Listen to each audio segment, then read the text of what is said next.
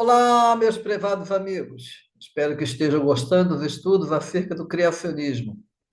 Nessa série de estudo, nós temos visto como Deus preparou toda a estrutura do mundo para que o homem fosse criado à sua imagem e semelhança. No estudo de hoje, nós veremos o que Deus criou no sexto dia. Como ele é um pouco abrangente, esse estudo foi dividido em duas partes, onde falaremos primeiramente sobre a criação dos animais e no próximo estudo abordaremos acerca da criação do homem. Eu sou o professor Eliezer Guedes e peço que você se inscreva no nosso canal para receber os nossos estudos em primeira mão. Ao final do vídeo, deixe o seu like e nos ajude a divulgar este estudo. Essa série de estudos ela está baseada no meu livro A Idade do Homem na Terra, que pode ser adquirido por meio do site elieverguedes.com.br ou pelo WhatsApp 61 98385 2289. Sendo assim, segue o nosso 12º estudo, o sexto dia da criação, parte 1.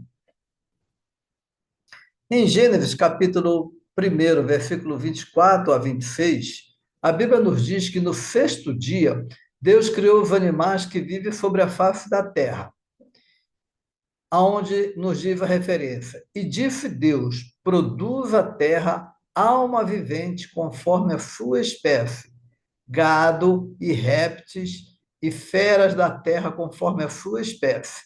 E assim foi. E fez Deus as feras da terra conforme a sua espécie, e o gado conforme a sua espécie, e todo o réptil da terra conforme a sua espécie. E viu Deus que era bom. Então, o estudo acerca do sexto dia, ele é muito importante para nós, porque nós vemos nele a conclusão de tudo que foi planejado durante o tempo passado na eternidade de Deus.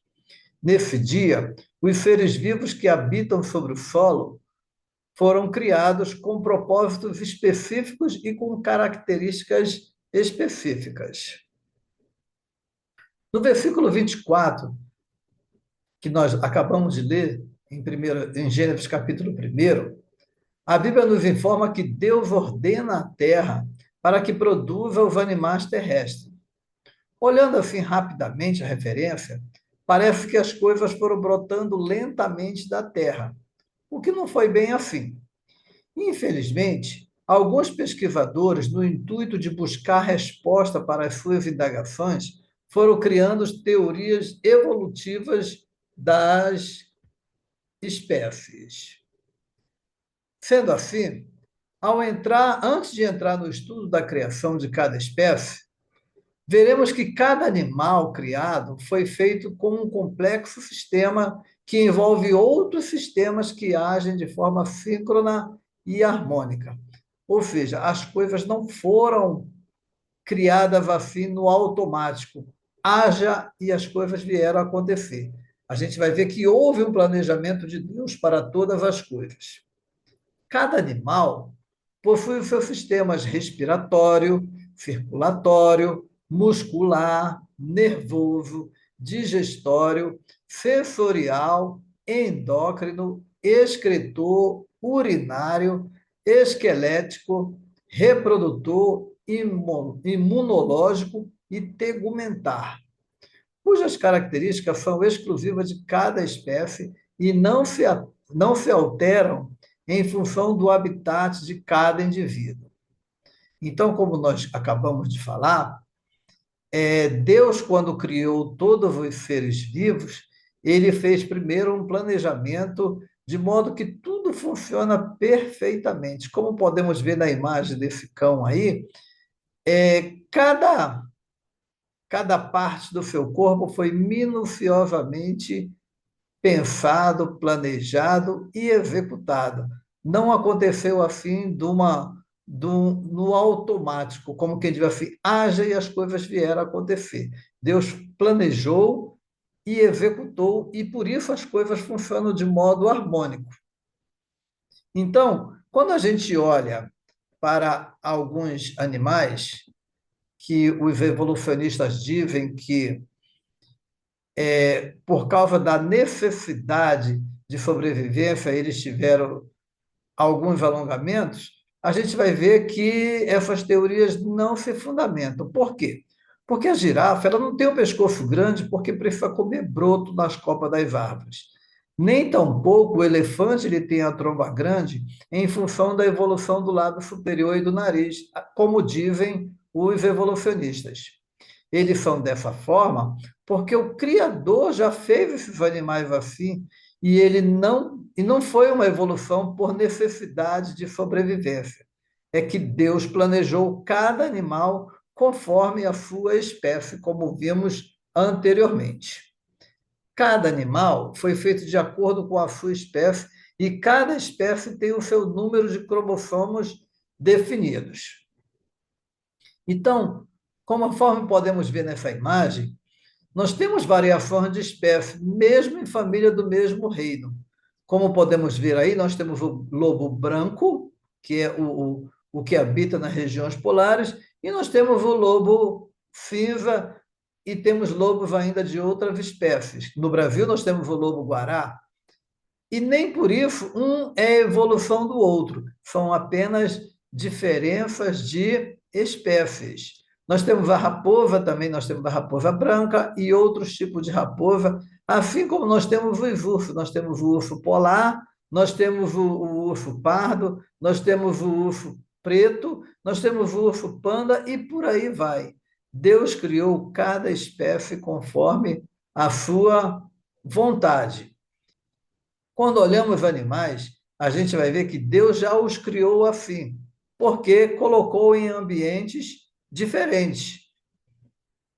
Então, quem adota a teoria evolucionista das espécies, eles só levam em consideração as aparências físicas dos seres, sem levar em conta as suas individualidades, o seu modo de vida, as suas dietas alimentares, a sua capacidade digestiva, entre inúmeros outros fatores que individualizam cada espécie. Então, as ideias evolucionistas de Darwin de que as espécies foram sofrendo mutações e se transformando em outras espécies, são duramente criticadas por cientistas e biólogos, como o biólogo escocês Sir Darcy Wentworth Thompson, aonde ele nos dá a seguinte informação: 80 anos de estudo da evolução darwiniana não nos ensinaram como foi que os pássaros vieram dos répteis, os mamíferos dos quadrúpedes, os quadrúpedes dos peixes, e eles também nem nos ensinaram como foi que os vertebrados vieram da linhagem dos invertebrados. Estávamos acostumados a ouvir e nos contentávamos em crer que os registros eram necessariamente imperfeitos. Um princípio de descontinuidade é inerente a todas as nossas classificações. E procurar ponto de apoio através das lacunas que existem é procurar eternamente em vão. Então, sendo assim, vamos ao que interessa acerca dos seres que foram criados no sexto dia. Nota-se que o escritor de Gênesis classifica os animais criados no sexto dia em três grandes grupos: os domésticos, que aí se inclui os rebanhos diversos e os domesticados, os répteis e os animais selvagens. Da mesma forma como vimos nos animais criados no quinto dia, o equilíbrio da fauna já estava previsto no projeto de Deus. Os animais, eles foram criados para viver em harmonia e não temiam uns aos outros. A sua cadeia alimentar já estava estabelecida para que houvesse a manutenção e preservação dos seres criados. A dieta alimentar dos primeiros animais deveria ser de frutos da terra, isto é, de verduras, ervas e frutas, conforme a referência bíblica que nós vamos colocar para vocês aí. Ó, e para todos os animais da terra, todas as aves do céu e todos os animais que rastejam sobre a terra, em que há fôlego de vida, toda a erva verde lhe servirá de alimento. E assim aconteceu. Quando vemos a próxima referência, a gente vai ver que, olha o que a Bíblia nos diz. e morará o lobo com o cordeiro, e o leopardo com o cabrito se deitará, e o bezerro e o filho do leão e o animal cevado andarão juntos, e um menino pequeno os guiará. Então, a gente já viu que o propósito de Deus ao criar esses animais era para que eles vivessem em harmonia uns com os outros e o próprio ser humano iria interagir e dominar sobre esses animais. Quando a gente lê lá em Isaías capítulo 65, 25, a Bíblia nos diz o seguinte: o lobo e o cordeiro se apacentarão juntos, e o leão comerá palha como boi. Olha só, o leão comendo palha como boi, e pó será a comida da serpente. Não farão mal nem dano algum em todo o meu santo monte, diz o Senhor. Então, conforme essas referências que nós vimos aí no livro de Isaías, que acabamos de ler, no período do milênio, isso é, quando o mundo tiver sido restaurado no governo de Cristo, após a grande tribulação que há de vir sobre o mundo, a terra ela vai voltar às suas origens, para a qual ela foi criada. Nessa época, os animais voltarão a viver em harmonia, dentro do projeto para os quais foram criados. Como nós podemos ver aí, o lobo, o leão convivendo em harmonia com a ovelha, isso nos dias de hoje é uma coisa impossível. Mas, quando Cristo voltar a reinar sobre a terra, na sua plenitude, essas coisas nós vamos ver acontecer. Então, hoje nós temos a distinção entre os animais domésticos e os animais selvagens. Por que aconteceu isso? Por causa do pecado cometido pelo homem, que a gente vai falar no próximo estudo. O que o homem fez? Desobedeceu a Deus, comendo do fruto que não lhe era permitido. Dessa forma, a natureza foi abalada por essa tragédia. Isso foi tão horrendo que a terra foi amaldiçoada. E agora alguns animais tornaram-se selvagens e tiveram a sua dieta alimentar alterada, tornando-se carnívoros. Isso não foi o propósito inicial de Deus ao criar o homem. Vamos lá, o que diz? E a Adão disse: porquanto deste ouvidos à voz de tua mulher e comeste da árvore de que te ordenei, dizendo: não comerás dela, maldita é a terra por causa de ti. Com dor comerás dela todos os dias da tua vida. Espinhos e cardos também te produzirá, e comerás a erva do campo. Gênesis capítulo 3, versículo 17 e o versículo 18. O que mais que aconteceu depois que o homem pecou contra Deus? Aí outras maldições vieram, que foi o quê? Deus lançou a maldição sobre a terra com pragas. Então, essa maldição alterou o curso da natureza criada por Deus, a ponto de hoje nós termos pragas que destroem as plantações, espinhos em algumas plantas, e até os animais passaram a se comportar de maneira diferente daquilo para o qual eles foram criados. Então, hoje, como é que nós temos hoje os animais? Infelizmente, nós temos uns animais comendo outros. Por quê? A cadeia alimentar dos animais segue a seguinte característica. Os que estão na base, ele serve de alimento para os que estão no topo. E nesse meio prevalece a lei da sobrevivência, aonde o forte sempre vence. Com isso, alguns animais, infelizmente, já nascem predestinados para servir de alimentos para outros sobreviverem, como podemos ver nessas imagens aí, aonde existe a presa e o predador. Mas, originalmente, o projeto de Deus não foi esse para quando ele criou os animais no sexto dia. Então, assim como nós temos tipos de animais diferentes, nós temos também animais com as suas dietas diferentes.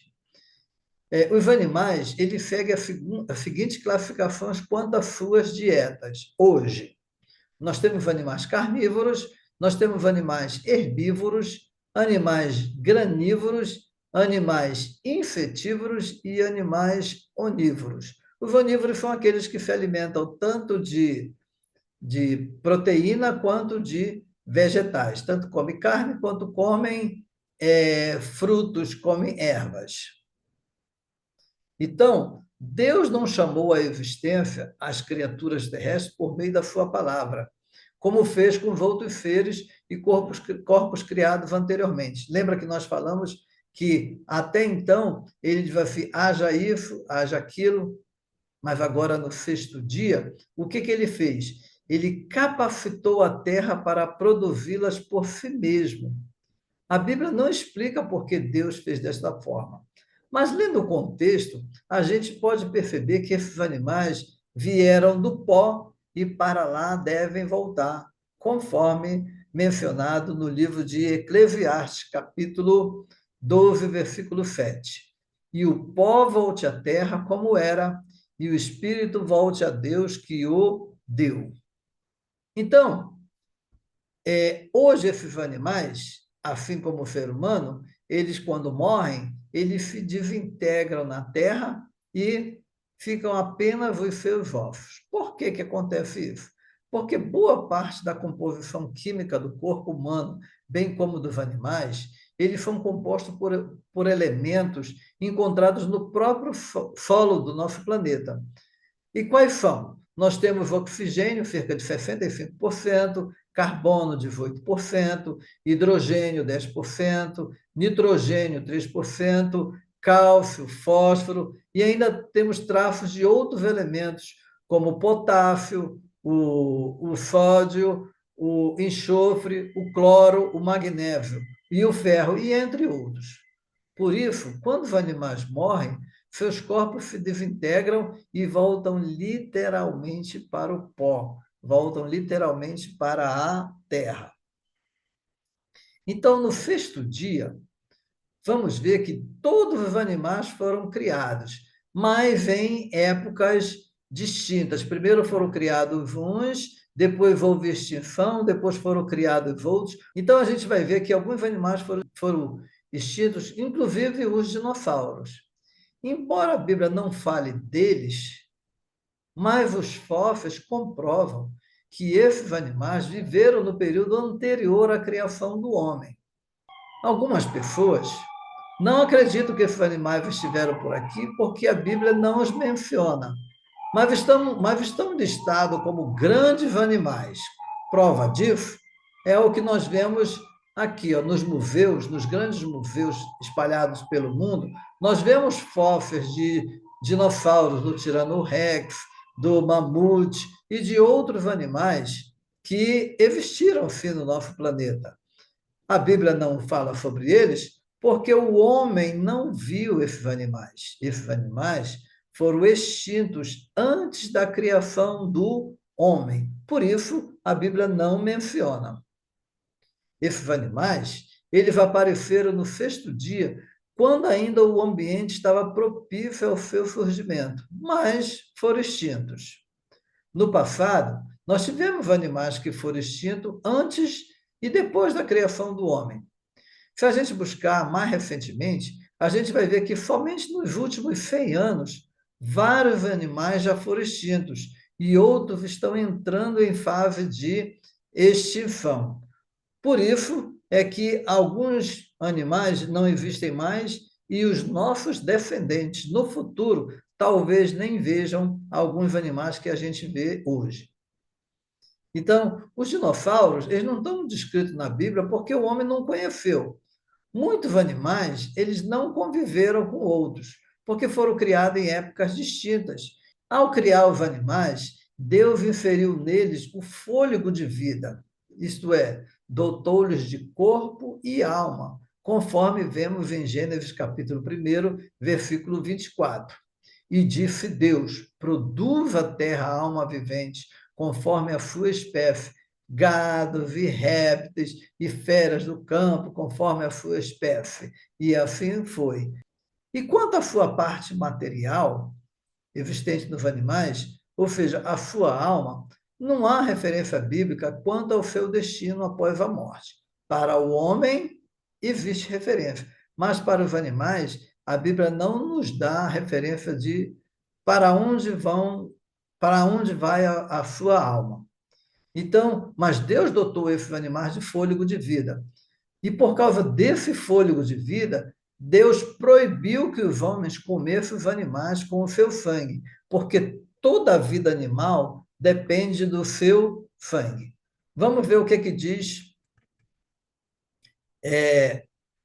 a próxima referência de Levítico 7:26. E nenhum sangue comereis em qualquer das vossas habitações, quer de aves, quer de gado. A outra referência, a gente vai ler aqui em Levítico 17:14, que nos diz o seguinte: porquanto a vida de toda a carne é o seu sangue. Por isso tenho dito aos filhos de Israel: não comereis o sangue de nenhuma carne, porque a vida de toda a carne é o seu sangue. Embora o animal possua alma, isso não quer dizer que tenha inteligência, e sim que ele é dotado de instinto, capaz de fazer as coisas para atender às suas necessidades básicas, bem como para a perpetuação da espécie. Martinho Lutero, no seu livro Bereshit, na página 180, ele nos traz a seguinte informação: uma peculiaridade da criação dos animais, seres animados, termo que dá origem a tal nomenclatura em relação aos vegetais, é que a Bíblia registra o fato de terem uma vida extrafísica, tendo os mesmos o sopro de vida, palavra que pode ser traduzida com base no hebraico, com o termo alma, que eventualmente também é traduzida ao português como seres. Então, vimos que no sexto dia, Deus criou todos os animais, tanto os dinossauros que foram extintos, quanto os outros animais ao longo do período de existência da Terra, até chegar aos animais menores. Tudo isso foi planejado por Deus. Todos os sistemas que existem no corpo de um animal foram minuciosamente planejados por Deus para que eles pudessem sobreviver sobre a Terra.